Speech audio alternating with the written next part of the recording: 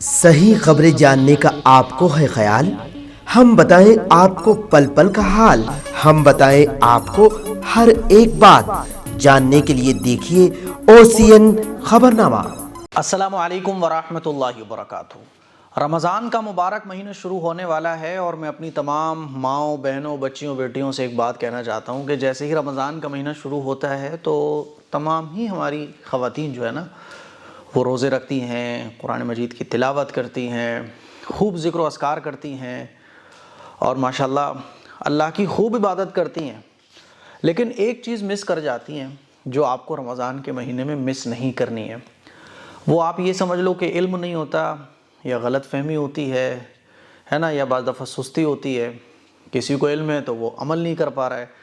آپ اس بات کو اچھے طریقے سے سمجھ لیں کہ رمضان کے پورے مہینے جس طرح سے مردوں کے اوپر عشاء کی نماز کے بعد تراویح پڑھنا یہ سنت مؤکدہ ہے، اسی طرح سے خواتین کے لیے بھی 20 رکعت تراویح پڑھنا یہ سنت مؤکدہ ہے۔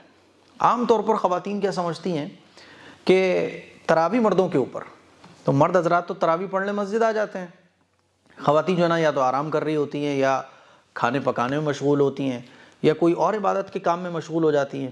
وہ یہ سوچتی ہیں کہ تراویح یعنی مردوں کے اوپر ہے بس۔ تو خوب اچھے طریقے سے اس مسئلے کو اچھے طریقے سے ابھی سمجھ لیں آپ، ایسا نہ ہو کہ رمضان کا مہینہ شروع ہو جائے اور آپ کو بعد میں پتہ چلے۔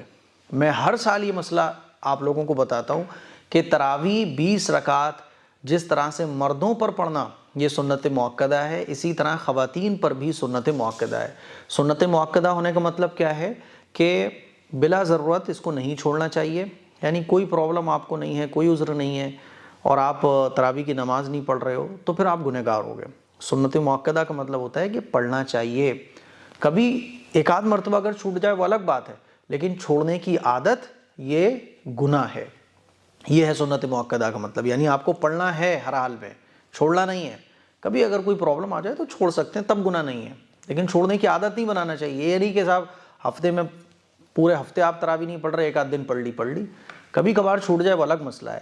تو خواتین، ہماری جتنی بھی مائیں بہنیں، بچیاں، بیٹیاں ہیں، اچھے طریقے سے سمجھ لیں کہ آپ کو بھی رمضان کا مہینہ شروع ہوتے ہی عشاء کی نماز کے بعد 20 رکعت تراویح پڑھنی ہے، ٹھیک ہے؟ مس مت کریے گا، کیونکہ ہوتا کیا ہے کہ پورے مہینہ رمضان کا گزر جاتا ہے اور آپ اس گناہ کا ارتکاب کر رہی ہوتی ہیں، آپ کو گناہ مل رہا ہوتا ہے اور آپ کو معلوم بھی نہیں ہوتا کہ آپ گنہگار ہو رہی ہو۔